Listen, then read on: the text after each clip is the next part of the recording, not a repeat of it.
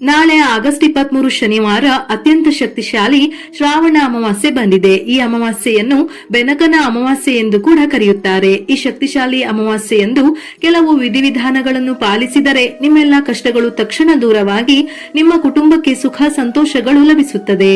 ಅಮಾವಾಸ್ಯೆ ಶ್ರಾವಣ ಮಾಸದಲ್ಲಿ ಬರುವುದರಿಂದ ಕೆಲವು ಕಡೆ ಶ್ರಾವಣ ಅಮಾವಾಸ್ಯೆ ಎಂದು, ಇನ್ನೂ ಕೆಲವು ಕಡೆ ಈ ಅಮಾವಾಸ್ಯೆಯ ನಂತರ ಭಾದ್ರಪದ ಮಾಸ ಪ್ರಾರಂಭ ಆಗುವುದರಿಂದ ಇದನ್ನು ಭಾದ್ರಪದ ಅಮಾವಾಸ್ಯೆ ಎಂದು ಕೂಡ ಕರೆಯುತ್ತಾರೆ. ಅಮಾವಾಸ್ಯೆ ತಿಥಿ ಸಮಯವು ಆಗಸ್ಟ್ 22ರ ಬೆಳಿಗ್ಗೆ 11:55 ಪ್ರಾರಂಭವಾಗಿ ಆಗಸ್ಟ್ 23ರ ಬೆಳಿಗ್ಗೆ 11:35 ಮುಕ್ತಾಯವಾಗುತ್ತದೆ. ಲಕ್ಷ್ಮೀ ದೇವಿಗೆ ಅತ್ಯಂತ ಪ್ರಿಯವಾದ ತಿಥಿಗಳಲ್ಲಿ ಅಮಾವಾಸ್ಯೆ ತಿಥಿಯು ಕೂಡ ಒಂದು. ಕೊನೆಯ ಶ್ರಾವಣ ಶನಿವಾರದಂದು ಅಮಾವಾಸ್ಯೆ ಇರುವುದು ಮತ್ತಷ್ಟು ವಿಶೇಷ.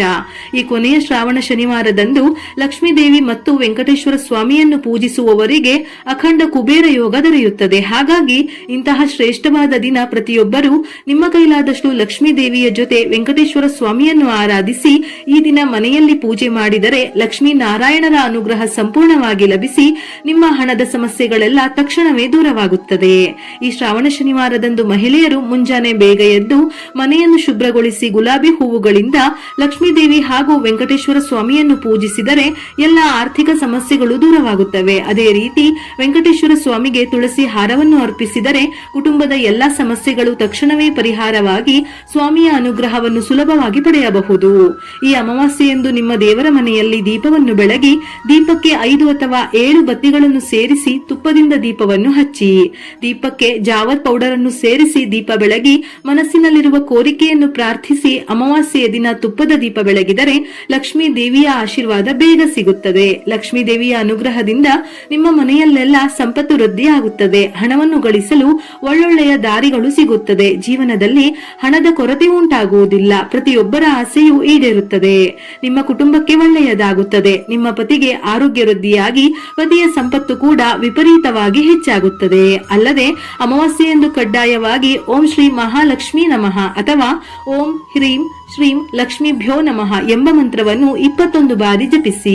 ನಿಮ್ಮ ಮನೆಯ ಆರ್ಥಿಕ ಸ್ಥಿತಿ ಸುಧಾರಿಸುತ್ತದೆ. ವಿಶೇಷವಾಗಿ ಈ ಅಮಾವಾಸ್ಯೆಯಂದು ಕಲ್ಲುಪ್ಪನ್ನು ಖರೀದಿಸಿ ನಿಮ್ಮ ಮನೆಗೆ ತನ್ನಿ. ಏಕೆಂದರೆ ಅಮಾವಾಸ್ಯೆಯಂದು ಉಪ್ಪು ಮತ್ತು ಅರಿಶಿನವನ್ನು ಖರೀದಿಸಿದರೆ ಲಕ್ಷ್ಮೀ ದೇವಿ ನಿಮ್ಮ ಮನೆಗೆ ಪ್ರವೇಶಿಸುತ್ತಾಳೆ. ಆದ್ದರಿಂದ ಇಂತಹ ಉತ್ತಮ ಅವಕಾಶವನ್ನು ಖಂಡಿತ ಕಳೆದುಕೊಳ್ಳಬೇಡಿ.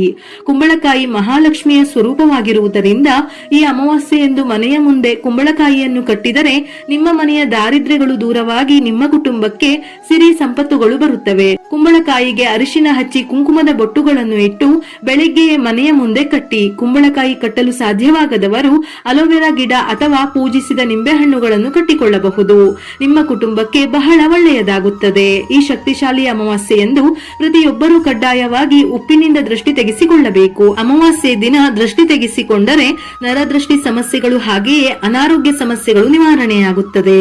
ಅದೇ ರೀತಿ ಅಮಾವಾಸ್ಯೆ ದಿನ ಕಾಲಿಗೆ ಕಪ್ಪು ದಾರ ಕಟ್ಟಿಕೊಂಡರೆ ಅನಾರೋಗ್ಯ ಸಮಸ್ಯೆಗಳು, ಆರ್ಥಿಕ ಸಮಸ್ಯೆಗಳು ದೂರವಾಗಿ ಅದೃಷ್ಟ ಮತ್ತು ಐಶ್ವರ್ಯ ವೃದ್ಧಿಯಾಗುತ್ತದೆ. ಮಹಿಳೆಯರು ಎಡಗಾಲಿಗೆ ಹಾಗೂ ಪುರುಷರು ಬಲಗಾಲಿಗೆ ಕಪ್ಪು ದಾರವನ್ನು ಕಟ್ಟಿಕೊಳ್ಳಬೇಕು. ಹಾಗೆಯೇ ಶಾಸ್ತ್ರದಲ್ಲಿ ಏಲಕ್ಕಿಗೆ ಬಹಳ ಮಹತ್ವವಿದೆ. ಏಲಕ್ಕಿ ಸಂಪತ್ತನ್ನು ಆಕರ್ಷಿಸುತ್ತದೆ. ಹಾಗಾಗಿ ಯಾರು ಹಣವನ್ನು ಸಂಪಾದಿಸಲು ಬಯಸುತ್ತಾರೋ, ಬೇಗನೆ ಶ್ರೀಮಂತರಾಗಲು ಬಯಸುತ್ತಾರೋ ಅಂತವರು ಈ ಅಮಾವಾಸ್ಯೆಯಂದು ನಿಮ್ಮ ದೇವರ ಮನೆಯಲ್ಲಿರುವ ಲಕ್ಷ್ಮೀ ದೇವಿಯ ಫೋಟೋಕ್ಕೆ ಏಲಕ್ಕಿ ಹಾರವನ್ನು ಹಾಕಿ ಒಂದು ಹಳದಿ ದಾರದಿಂದ 21 ಏಲಕ್ಕಿಗಳನ್ನು ಪೊಣಿಸಿ ಲಕ್ಷ್ಮೀ ದೇವಿಯ ಫೋಟೋಕ್ಕೆ ಹಾಕಿ. ಲಕ್ಷ್ಮೀ ದೇವಿ ತಕ್ಷಣವೇ ಸಂತೃಪ್ತಳಾಗಿ ನಿಮ್ಮ ಮನೆಯ ಸಂಪತ್ತು ವೃದ್ಧಿಯಾಗುತ್ತದೆ. ಅನೇಕರು ಸಾಕಷ್ಟು ಹಣ ಸಂಪಾದಿಸಬೇಕು, ಆರ್ಥಿಕ ಪರಿಸ್ಥಿತಿ ಸುಧಾರಿಸಬೇಕೆಂದು ಬಯಸಿ ಪೂಜೆ ಪುನಸ್ಕಾರಗಳನ್ನು ಮಾಡುತ್ತಾರೆ. ಅಂತವರು ಈ ಅಮಾವಾಸ್ಯೆ ದಿನ ಶುದ್ಧವಾದ ಕೆಂಪು ವಸ್ತ್ರದಲ್ಲಿ ಕಲ್ಲುಪ್ಪನ್ನು ಗಂಟು ಕಟ್ಟಿ ನಿಮ್ಮ ಮನೆಯ ಮುಂದೆ ನೇತು ಹಾಕಿ. ಇದರಿಂದ ನಿಮ್ಮ ಮನೆಯ ಮೇಲೆ ಲಕ್ಷ್ಮಿಯ ಕಟಾಕ್ಷ ನೆಲೆಸಿ ವಿಪರೀತ ಐಶ್ವರ್ಯ ನಿಮ್ಮ ಮನೆಗೆ ಬರುತ್ತದೆ. ಈ ಅಮಾವಾಸ್ಯೆಯಂದು ತಪ್ಪದೆ ಅಮ್ಮನವರ ದೇವಸ್ಥಾನಕ್ಕೆ ಹೋಗಿ ದೇವಿಯ ದರ್ಶನ ಮಾಡಿ ಹಸುವಿನ ತುಪ್ಪದ ದೀಪ ಬೆಳಗಿಸಿ ದೇವಿಗೆ ತಾಂಬೂಲ ಸಮರ್ಪಿಸಿದರೆ ಈ ವರ್ಷವಿಡೀ ಆ ದೇವಿಯ ಆಶೀರ್ವಾದ ನಿಮ್ಮ ಕುಟುಂಬದ ಮೇಲೆ ಸದಾ ಇರುತ್ತದೆ. ಕುಟುಂಬದಲ್ಲಿ ಯಾವುದೇ ತೊಂದರೆಗಳು ಬರದಂತೆ ದೇವಿ ನಿಮ್ಮ ಕುಟುಂಬವನ್ನು ರಕ್ಷಿಸುತ್ತಾಳೆ. ಈ ದಿನ ನಿಮ್ಮ ಗ್ರಾಮ ದೇವತೆಗಳನ್ನು ಪೂಜಿಸುವುದು ತುಂಬಾ ಒಳ್ಳೆಯದು. ನಿಮ್ಮ ಗ್ರಾಮ ದೇವತೆಗಳನ್ನು ದರ್ಶನ ಮಾಡಿ ನೈವೇದ್ಯಗಳನ್ನು ಅರ್ಪಿಸಿದರೆ ನರದೃಷ್ಟಿ ದೋಷಗಳು, ಶತ್ರುಕಾಟಗಳು ಮತ್ತು ಅನಾರೋಗ್ಯ ಸಮಸ್ಯೆಗಳು ದೂರವಾಗಿ ನಿಮ್ಮ ಕುಟುಂಬಕ್ಕೆ ಅಷ್ಟೈಶ್ವರ್ಯಗಳು ಒಲಿಯುತ್ತವೆ. ನೀಡುತ್ತವೆ. ಅದೇ ರೀತಿ ದೇವಿಗೆ ನಿಂಬೆಹಣ್ಣಿನ ಹಾರವನ್ನು ಮತ್ತು ಸೀರೆ ಅಥವಾ ರವಿಕೆ ಕಣ ಅರ್ಪಿಸಿದರೆ ನಿಮ್ಮ ಕುಟುಂಬದ ಸಮಸ್ಯೆಗಳೆಲ್ಲ ತಕ್ಷಣವೇ ದೂರವಾಗುತ್ತದೆ. ಆರ್ಥಿಕ ಸಮಸ್ಯೆಗಳು, ಸಾಲದ ಸಮಸ್ಯೆಗಳಿಂದ ಬಳಲುತ್ತಿರುವವರು ಈ ಶನಿವಾರದಂದು ಮೊಸರನ್ನವನ್ನು ತಯಾರಿಸಿ ದೇವಸ್ಥಾನಕ್ಕೆ ಹೋಗಿ ದೇವಿಗೆ ನಿವೇದಿಸಿದರೆ ನಿಮ್ಮ ಮನೆಯ ಆದಾಯ ಚೆನ್ನಾಗಿ ಹೆಚ್ಚಾಗುತ್ತದೆ. ದೇವಿಯ ಕರುಣೆ ಮತ್ತು ಕಟಾಕ್ಷಗಳು ನಿಮ್ಮ ಕುಟುಂಬದ ಮೇಲೆ ಸದಾ ಇರುತ್ತದೆ. ಲಕ್ಷ್ಮೀ ದೇವಿಗೆ ಇಷ್ಟವಾದ ಈ ಅಮಾವಾಸ್ಯೆಯಂದು ಮನೆಯ ಮುಖ್ಯ ದ್ವಾರದ ಬಾಗಿಲಿಗೆ ಮತ್ತು ಮನೆಯ ಬೀರುವಿನ ಬಾಗಿಲುಗಳನ್ನು ಶುಭ್ರವಾಗಿ ಒರೆಸಿ ಅರಿಶಿನದ ಲೇಪನದಿಂದ ಸ್ವಸ್ತಿಕ್ ಚಿಹ್ನೆಯನ್ನು ಬರೆಯಿರಿ. ಇದರಿಂದ ನಿಮ್ಮ ಮನೆಯಲ್ಲಿ ಲಕ್ಷ್ಮೀ ದೇವಿ ನೆಲೆಸುತ್ತಾಳೆ. ವಿಪರೀತ ಹಣದ ಹರಿವು ನಿಮ್ಮ ಮನೆಗೆ ಬರುತ್ತದೆ. ಅಮಾವಾಸ್ಯೆಯಂದು ಹೆಂಗಸರು ಕೂದಲನ್ನು ಬಿಚ್ಚಿಕೊಂಡು ಓಡಾಡಬಾರದು. ಹಾಗೆಯೇ ಅಕ್ಕಿ, ಗೋಧಿ ಮತ್ತು ಪೊರಕೆಯನ್ನು ಖರೀದಿಸಬಾರದು. ನಾಳೆಯ ದಿನ ತಪ್ಪದೆ ಕನಕಧಾರ ಸ್ತೋತ್ರ ಅಥವಾ ಲಕ್ಷ್ಮೀ ನಾರಾಯಣ ಹೃದಯ ಪಾರಾಯಣ ಮಾಡಿದರೆ ಅಥವಾ ಕೇಳಿದರೂ ಬಯಸಿದ ಎಲ್ಲ ಆಸೆಗಳು ತಕ್ಷಣವೇ ಈಡೇರುತ್ತದೆ. ಇದು ಲಕ್ಷ್ಮೀ ದೇವಿಯನ್ನು ಸ್ತುತಿಸುವ ಪ್ರಬಲ ಸ್ತೋತ್ರ. ಹಾಗಾಗಿ ಓದಲು ಸಾಧ್ಯವಿಲ್ಲವೆಂದರೆ ತಪ್ಪದೆ ಕೇಳಿ. ಈ ದಿನದಂದು ಪೋಲೇರಮ್ಮ ಎಂಬ ಗ್ರಾಮ ದೇವತೆಯನ್ನು ಪೂಜಿಸಲಾಗುತ್ತದೆ. ಮಕ್ಕಳ ಭಾಗ್ಯವಿಲ್ಲದವರಿಗೆ ಈ ದೇವಿ ಸಂತಾನ ಭಾಗ್ಯ ನೀಡುತ್ತಾಳಂತೆ. ಹಾಗಾಗಿ ನಾಳೆ ತಪ್ಪದೆ ಮಕ್ಕಳಿಲ್ಲದವರು ಅಮ್ಮನವರ ದೇವಸ್ಥಾನಕ್ಕೆ ಹೋಗಿ ಅಮ್ಮನವರಿಗೆ ಉಡಿ ತುಂಬಿಸಿ ಸಂತಾನ ಭಾಗ್ಯಕ್ಕಾಗಿ ಸಂಕಲ್ಪ ಮಾಡಿ ತುಪ್ಪದ ದೀಪ ಬೆಳಗಿದರೆ ಬಹಳ ಶ್ರೇಷ್ಠ. ಈ ಅಮಾವಾಸ್ಯೆ ದಿನ ತಪ್ಪಿಯೂ ಹೊಸ ಬಟ್ಟೆಗಳನ್ನು ಧರಿಸಬಾರದು.